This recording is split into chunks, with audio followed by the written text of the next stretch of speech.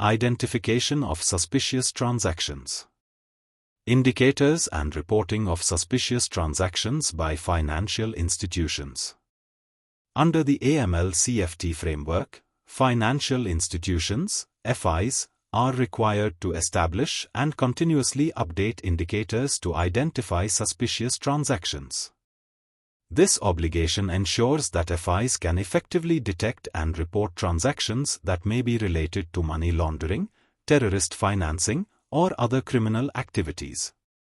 Below is a comprehensive outline of the key requirements and considerations for FIs regarding suspicious transactions. Establishing and updating indicators. 1. Development of indicators. FIs must implement and maintain indicators to identify suspicious transactions. These indicators should be regularly updated in accordance with instructions from supervisory authorities or the Financial Intelligence Unit, FIU. Emerging trends and developments in money laundering, ML, and terrorist financing, FT, typologies. Results from the National Risk Assessment, NRA, topical risk assessments, and the institution's own ML-FT risk assessments. 2. Internal policies and procedures. FIs should develop internal policies, procedures, and controls to identify, implement, and update indicators effectively. Evaluate potentially suspicious transactions.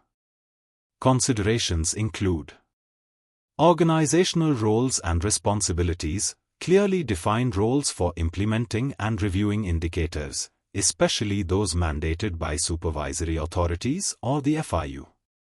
Operational and IT systems, ensure systems are equipped to apply indicators to transaction monitoring, customer due diligence, and alert escalation.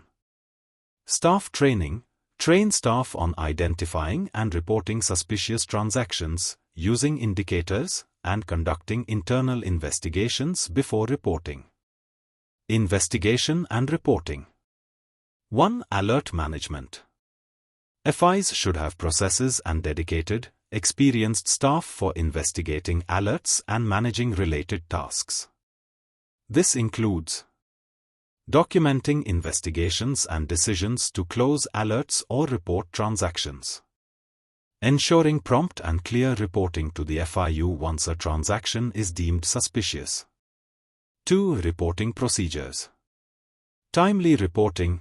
FIs must report suspicious transactions to the FIU as soon as the suspicion is confirmed, based on available information. Investigation protocol. Investigate alerts promptly and continuously from the moment of detection. Reporting process. Establish a procedure for reporting, including steps for reviewing customer transactions and updating risk profiles. 3. Transaction review. Transactions do not need to be completed or in progress to be deemed suspicious. This includes attempted transactions, even if not executed. Past transactions, transactions reviewed later that appear suspicious. Awareness and best practices. 1. Understanding suspicion. No minimum threshold exists for reporting. Even small transactions can be suspicious, particularly in cases related to terrorism financing or illegal organizations. Transactions should be investigated regardless of size, and FIs should consider all relevant factors, including the customer's risk profile and transaction context. 2. Internal policies and procedures. Develop clear internal policies for alert escalation, investigation, and reporting. Ensure staff are trained to detect and assess unusual or suspicious transactions effectively.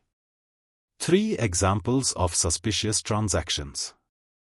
Complex transactions, transactions that are unnecessarily complex or lack economic rationale. Inconsistent activity, transactions inconsistent with the customer's known activity or income. Large cash deposits withdrawals, unexplained large cash transactions, especially if inconsistent with business operations. Loan and payment anomalies, unusual loan repayments, early repayment followed by new loan applications, or requests for third-party payments. High-risk country transactions, transactions involving high-risk countries with unclear routing reasons. Ownership changes, frequent or unexplained changes in business relationships or management. CDD issues, inability to perform CDD due to refusal or provision of false documentation. GoAML system reporting.